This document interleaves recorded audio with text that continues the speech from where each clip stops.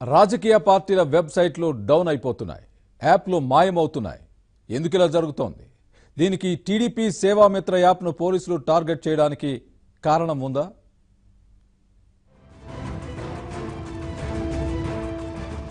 మార్చి 3వ తేదీ BJP website down అయింది. హ్యాక్ అయిందనే పెద్ద మాటను బీజేపీ నేతలు ప్రచారం చేసుకున్నారు. కానీ అసలు కథ మాత్రం కావాలనే డౌన్ చేసుకున్నారు. ఇక టీఆర్ఎస్ మిషన్ యాప్ పూర్తిగా ప్లే స్టోర్ నుంచే తీసేశారు. వెబ్సైట్లలో ఉన్న పళంగా మార్పులు చేసుకున్నారు.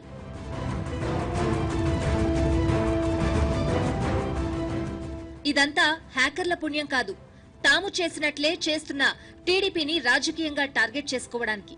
ఆ పార్టీకి చెందిన యాప్ ను టార్గెట్ చేయడంతో తమ వ్యవహారాలను కప్పిపుచ్చుకోవడానికి వెబ్సైట్ డౌన్ చేయడాలు, యాప్ డిలీట్ చేయడాలు ఆయా పార్టీలు చేస్తున్నాయి. ఫిబ్రవరి 23వ తేదీన సివిల్ డ్రెస్ లో ఉన్న తెలంగాణ పోలీసులు తెలుగుదేశం పార్టీ యాప్ సేవామిత్రను నిర్వహిస్తున్న సంస్థపై దాడి చేశారు, సోదాలు చేశారు. దొరికిన డేటా పట్టుకెళ్లారు. అప్పటికి కేసేంటో ఎవరికీ తెలీదు. కానీ ఆ తరువాత హఠాత్తుగా 2వ తేదీ అర్ధరాత్రి కేసు నమోదు చేసి అధికారికంగా సర్వర్లు, సిపియులు, ట్యాబ్లు, ల్యాప్టాప్లు పట్టుకెళ్లారు. ఆ తర్వాత ఐటీ గ్రిడ్ వద్ద ఏపీ ప్రభుత్వానికి చెందిన ప్రజల సమాచారం ఉందంటూ సైబరాబాద్ పోలీస్ కమిషనర్ నేరుగా ప్రకటించారు. Hyderabad police commissioner Seva Mitra app ఎలా పనిచేస్తుందో వివరించారు. అందులో ప్రజల నుంచి వ్యక్తిగత వివరాలు తీసుకున్నారని చెప్పుకొచ్చారు. ఈ మొత్తం వ్యవహారంలో తెలుగుదేశం పార్టీ యాప్ సేవామిత్రనే కీలకం. తెలుగుదేశం పార్టీ తన ఎన్నికల వ్యూహాన్ని ఆ యాప్ ద్వారానే అమలు చేస్తోంది. ఈలోపు యాప్ ను టార్గెట్ చేశారు. మొత్తానికి అందులో ఉన్న మ్యాటర్ అంతా తీసుకున్నారు. అందులో టీడీపీ కార్యకర్తల సమాచారం ఉందని ఆ పార్టీ నేతలు చెబుతున్నారు. పోలీసులు ప్రజల వ్యక్తిగత సమాచారం అంటున్నారు. అయితే ఇలాంటి సేవామిత్ర యాప్ ఒక్క తెలుగుదేశం పార్టీకే ఉందా అంటే దేశంలో అన్ని రాజకీయ పార్టీలందరికీ ఉన్నాయి. సాంకేతికంగా ముందు చూపుతో ఉన్న జాతీయ, ప్రాంతీయ పార్టీల నేతలందరికీ ఉన్నాయి. చివరికి టీఆర్ఎస్ కు కూడా ఉంది. టీడీపీ యాప్ ను పోలీసులు టార్గెట్ చేసిన గంటల వ్యవధిలోనే టీఆర్ఎస్ మిషన్ యాప్ కు సంబంధించిన సమస్త సమాచారం బయటకొచ్చింది. టీఆర్ఎస్ కేంద్ర కార్యాలయం నుంచి తెలంగాణ ప్రజల వ్యక్తిగత సమాచారం అప్లోడ్ చేసి 50 దేశాల్లో ఉన్న ప్రవాస తెలంగాణ పౌరులకు ఆ డేటానిచ్చి ఫోన్లు చేసి ఓట్లు అడిగే బాధ్యతనిచ్చారు. దీనికి సంబంధించిన సాంకేతిక వివరాలతో సహా మొత్తం బయటకొచ్చాయి. టీడీపీ చేసింది తప్పు అని తీర్పు చెప్పిన కేటీఆర్ ఈ యాప్ కు కర్త, కర్మ, క్రియ అని టీఆర్ఎస్ వర్గాలు చెబుతాయి. ఇప్పుడు ఆ యాప్ ను అసలు ప్లే స్టోర్ నుంచి తొలగించేశారు.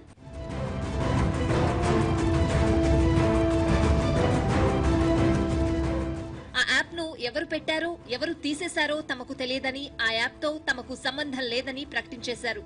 బహుశా తమ యాప్ పై పొరుగు రాష్ట్రంలోనూ ఇలాంటి కేసు పెడతారని టీఆర్ఎస్ ఊహించి ఉంటుందన్న అభిప్రాయం ఏర్పడింది. అయితే పెట్టాలని అనుకుంటే దానికి సంబంధించిన టెక్నికాలిటీస్ తీసుకుని అందులో ఉన్న డేటా మొత్తాన్ని బయటకు తీయడం పెద్ద పని కాదని యాప్లు రూపొందించే వారికి తెలుసు. కానీ తాము తప్పని కేసు పెట్టించిన పనిని 3 నెలల కిందటే ఘనంగా చేశామని చెప్పుకోలేక టీఆర్ఎస్ దాన్ని డిలీట్ చేసిందనే అభిప్రాయం ఉంది.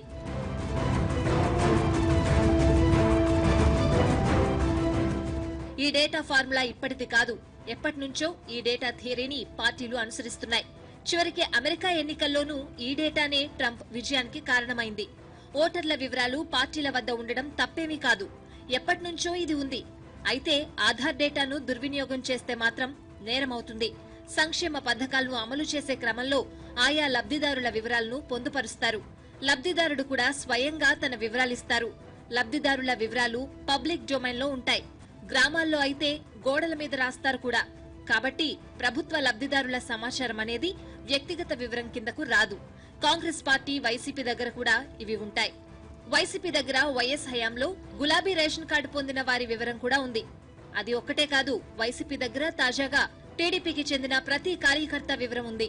జగన్ పేరుతో వారి అడ్రస్ కు నేరుగా లేఖలొస్తున్నాయి. ఆ తర్వాత కాల్స్ కూడా వస్తాయి. ఇలాంటి డేటా ఏ పార్టీ అయినా మెయింటైన్ చేస్తూనే ఉంటుంది.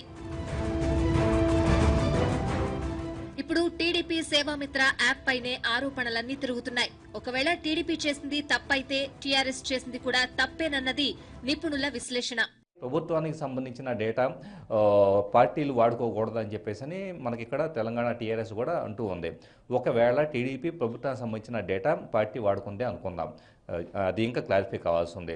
మరి టీఆర్ఎస్ ప్రభుత్వం కొంతకాలం క్రితం ఎలక్షన్ సమయంలో కాల్ క్యాంపెయిన్ అని చెప్పేసి ఒక మొబైల్ అప్లికేషన్ తయారు చేసి అది నిన్న మొన్నటి దాకా కూడా గూగుల్ ప్లే స్టోర్లో ఉంది. సో ఆ అప్లికేషన్ ద్వారా ప్రభుత్వ డేటాని మీకు అప్లికేషన్లో అప్లోడ్ చేస్తూ ఉంటాం. మీరు అంటే కార్యకర్తలు చెబుతూ ఉంటుంది ఏమని, ప్రభుత్వ పథకాలకు సంబంధించిన డేటాని మేము అప్లోడ్ చేస్తూ ఉంటాం. ఈ డేటాని మీరు పర్టికులర్ కాలర్స్కి కాల్ చేసి మనం ఓటు వేస్తున్నారా లేదా కనుక్కొని వాళ్ళని ఓటు వేసే విధంగా చేయాలని చెప్పేసి కనుక్కుంది. అంటే ఇక్కడ మనకి టీఆర్ఎస్ ప్రభుత్వం చేస్తే ఒప్పు, టీడీపీ చేస్తే తప్ప. అంటే టీడీపీ చేసినది మనం ఇంకా మనకి ఇన్వెస్టిగేషన్ పూర్తయిన తర్వాత అర్థమవుతుంది. ఒకవేళ నిజంగా టీడీపీ చేసింది అనుకుందాం, టీఆర్ఎస్ ప్రభుత్వం సేమ్ అదే పని చేసింది కదా. అంటే ప్రభుత్వ డేటాని ఒక పార్టీ తన ప్రమోషన్ కోసం వాడుకోవడం ఎంతవరకు కరెక్ట్, అదే ప్రశ్న మనం ఈరోజు టీఆర్ఎస్ను కూడా వేయొచ్చు. నిజానికి ప్రజల ఆధార్ వివరాలను, ఓటర్ ఐడి ఫోటోలను సర్వర్ల నుంచి మాస్టర్ కాపీ దొంగిలించారని వైసీపీ ఆరోపిస్తోంది. కానీ అలాంటి అవకాశమే ఉండదని ఈసీ చెబుతోంది. వైసీపీ కూడా అది మాస్టర్ కాపీ అనడానికి ఆధారాలు చూపించలేకపోతోంది. ఐటీ గ్రిడ్స్ వద్ద ఉందంటున్న సమాచారమేది సున్నితమైనది, రహస్యమైనది కాదని ఏపీ ఐటీ సలహాదారు హరిప్రసాద్ చెప్పారు. డేటా చోరీ అంటూ టీఆర్ఎస్, వైసీపీ, బీజేపీ కలిసి నాటకాలాడుతున్నాయంటూ ఆరోపించారు. ఈ కేసు పెట్టడం కానీ, లేకపోతే చాలా పద్ధతిగా ఏది ఆ 3వ తారీఖు నాడు మిగతా అన్నీ సర్దుకోవటం కానీ, టీఆర్ఎస్ మిషన్ అనేది ఒక పార్టు. మీరు రీసెంట్గా ఈ కేసు జరిగిన తర్వాత బీజేపీ సైటు డౌన్ అయిపోయింది. అది ఎవరో హ్యాకర్స్ వచ్చి దాన్ని డౌన్ చేశారని అంటున్నారు. కానీ మా ఉద్దేశం ఏంటంటే వాళ్ళే డౌన్ చేసుకుని దాన్ని మెయింటెనెన్స్లో పెట్టుకుని ఉంటారు. ఎందుకంటే ఆ సైట్లోకి వెళ్ళినా కూడా రకరకాల ఇన్ఫర్మేషన్ దొరుకుతుంది. వాళ్ళ పన్నా ప్రముఖ యాప్ కానీ ఇంకో యాప్ కానీ చూస్తే ప్రతి ఒక్కళ్ళు చేసే పని అండి ఇది ఎన్నికల ప్రక్రియలో భాగమే. పార్టీలు వాళ్ళకు ఓట్లు పట్టడం కోసం ఈ రోజున డేటాని విపరీతంగా వాడుకుంటున్నాయి. ఈ వివాదం తర్వాత పలు సైట్లు హ్యాక్ అవుతున్నాయి, యాప్లు డిలీట్ అవుతున్నాయి. అంతెందుకు టీడీపీ వెబ్సైట్ కూడా హ్యాక్ అయింది. ఇక బీజేపీ అధికారిక వెబ్సైట్ హ్యాక్ అయిందని కూడా ఆ పార్టీ నేతలు చెప్పారు. నిజానికి లబ్ధిదారుల సమాచారాన్ని క్రోడీకరించి యాప్లో, వెబ్సైట్లో పెట్టాలని ఇటీవల పార్టీ సమావేశంలో బీజేపీ శ్రేణులకు ఆదేశాలు వెళ్లినట్లు ప్రచారం జరిగింది. ఈ తరుణంలో బీజేపీ వెబ్సైట్ హ్యాక్ అయింది. ఈ సాంకేతికత ఎటు దారితీస్తుందో తెలియదు. కానీ ప్రతి సిటిజను తన డేటా ఏదో ఒక రకంగా అటు ప్రభుత్వానికి కానీ అటు సోషల్ మీడియాకి కానీ ఇవ్వడం జరిగింది. దాన్ని వాడుకునే ప్రతి రాజకీయ పార్టీ, తెలుగుదేశం పార్టీ ప్రతిదీ ఎథికల్గా వాడుతుంటే వాళ్ళు అనెథికల్గా దాంట్లోకి వెళ్ళిపోయి దొంగ సోషల్ మీడియా అకౌంట్లు ఓపెన్ చేయటం, గాసిప్స్ స్ప్రెడ్ చేయటం, ఇట్లాంటి పనులు చేస్తున్నారు. ఇన్ఫర్మేషన్ అంటారు, ఇన్ఫోవార్స్ కానీ అన్నీ అనెథికలే వీళ్ళు చేసేవి. మళ్ళీ వీళ్ళు చేసేదాన్ని పట్టుకునే లోపల అది దొంగ అని అరిచినట్టు అరుస్తూ ఉంటారు. అయితే యాప్లో ఉండేదంతా ప్రజల వ్యక్తిగత సమాచారం కాదు, ఆయా పార్టీల కార్యకర్తల సమాచారం మాత్రమే. వారు స్వచ్ఛందంగా సమాచారం ఇస్తారు. అలా ఇస్తేనే యాప్ యాక్సెప్ట్ చేస్తుంది.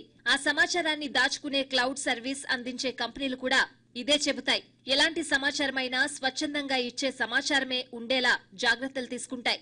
అందుకే యాప్లోకి ఎక్కించేటప్పుడు అథెంటికేషన్ ఉంటుంది, ఓటీపీ లేదా వేలిముద్ర తీసుకుంటారు.